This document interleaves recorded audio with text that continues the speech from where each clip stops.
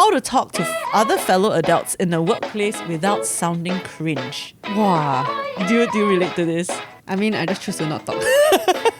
Like, so between small talk and not talking, I will choose not talking.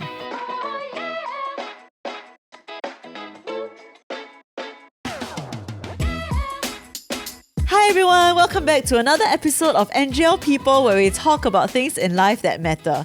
I'm Zeleny. I'm Natasha. And today we're back with another round of You Asked, We Answered. Woohoo! How to talk to other fellow adults in the workplace without sounding cringe. Wow. Do you relate to this? I mean, I just choose to not talk.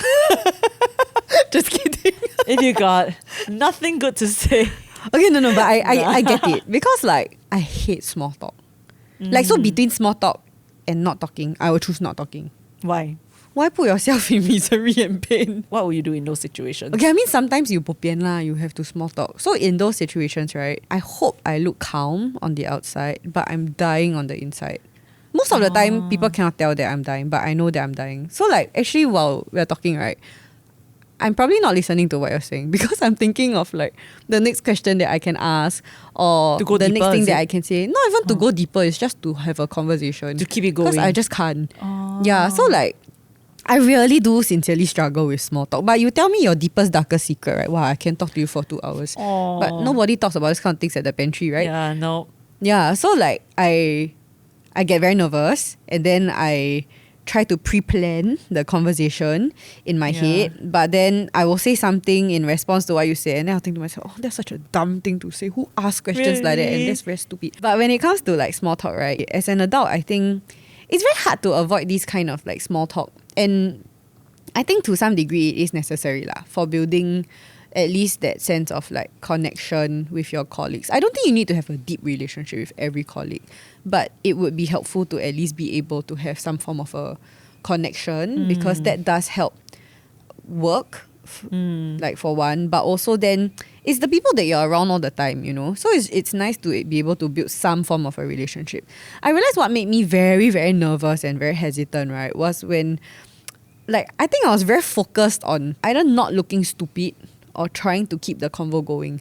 But when when my focus is on these few things, right, I'm not actually focused on the person that I'm talking to. So I'm not really sincerely absorbing the stuff you're saying. I'm just hoping to not come across awkward and hoping to not like freeze. So after a while, when I realized that was what was happening, right, I figured it was quite a stupid thing to be doing, because at the end of the day, the reason why I talk to you in the first place is because I hope to build some connection with you. Yeah. But if I'm not even really like listening to what you're saying, confirm got no there's no connection there, right? Then in fact I walk away with a lot more regret because I feel like, wow, that was such a stupid way to respond and all. So eventually, like I learned that when I'm in these kind of scenarios where I have to small talk, right, actually it really helped me to just focus on knowing more about that person rather than trying to sound like I know a lot of things in society, or like I know a lot about the news, whatever you say, I'm like, oh yeah, I've heard about that before. Actually, I just like kind of started to focus more on knowing more about the person. So I asked them, actually what you do in your weekend, how many kids do you have, how old's your kid, where they studying, what they doing. So actually you ask this kind of questions, right, the convo can go on for quite long. And I walk away feeling more refreshed because I actually know more about my colleagues. Yeah, and it doesn't need to go on for very long, this kind of convos. You just know a bit more, then like, okay, have a nice day at work, okay. Yeah, so it's about genuinely wanting to find out a bit more about that person. For me lah, for me that okay helped. to ask. Yeah, so I feel when it's cringe is maybe sometimes when you're trying to be someone that you're not. Yeah. Either because you're trying to sound very like smart or in the know or like less young. Like just not yourself. Like, it comes out unnaturally. Like people can tell, right? And people can tell when you're trying too hard, I feel. Yeah, so to me, like when the focus kind of shifted from trying to look a certain way to like wanting to know more about my colleagues and my co-workers, then that helped me a bit more. I feel like in a question like that, there's also like there's two parties, right? There's the person that's trying to talk to people and wondering how to do it without sounding cringe. Then there's also the person who's on the receiving end of somebody's attempt to talk. I feel like if you're on the receiving end, and you know, sometimes you can tell that some people are like trying. They're and really trying maybe their they are a best. bit awkward, or like you may find their attempt at small talk a bit weird. Yeah. I feel if somebody is sincerely trying, it would be nice to at least respond a bit lah. Yeah. Oh my gosh. So the other day, right, at the gym, I don't know why this guy next to me, right, it was 7:30 a.m. Then he suddenly turned around and asked me, I don't know him, he's just like, hi, I'm so and so. Like, do you like horror movies? Yeah. Yeah. I said, no. I mean, because I really don't like horror movies. But then he proceeded to tell me like his top 5 favorite horror movies, and like you can watch it on Netflix and stuff. Wow, he's then very there passionate. Were there were other people, and then I mean there was a coach. I think the coach also very good, like very professional. Like they can really connect to everyone, and they can think of like they can share about any topic. So it was quite interesting, and I think in the end we just let him talk. Yeah. Like really A for effort lah. Yeah. Then after that, I think we just slowly changed the topic as well, so that I guess other people can also, like talk. I think the worst is like you just ignore the person. Yeah, it's quite bad leh.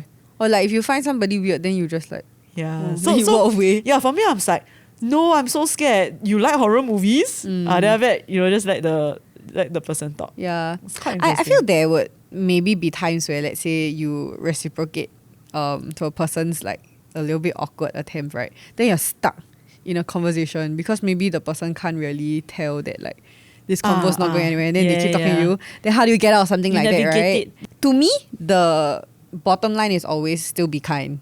I wouldn't want to put that person in a position where they feel very sucky about themselves because of me lah. But I also know that I cannot be stuck in a conversation like that forever. So I will say I need to go to the toilet. You can't follow me. I mean, you can, but you won't go into the cubicle with me lah. Yeah. If you really stuck outside, I will Toilet's wait good. it out. Take number 2. Or I'll just say like, actually, my stomach pain. Maybe you go back first. Yeah, or just say like, I need to respond to this email. Yeah. And if you feel like you are also, like you are the one that is saying something cringe, right? That can be an out for you also. Yes. Yeah. Say, back to work.